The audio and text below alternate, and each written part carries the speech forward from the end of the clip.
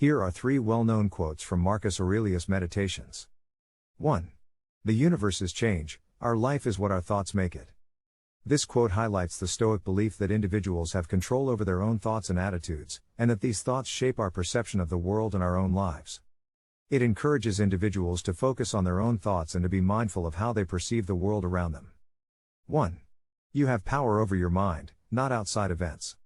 1. Realize this, and you will find strength. This quote emphasizes the Stoic belief in personal responsibility and the power of the individual to shape their own thoughts and attitudes.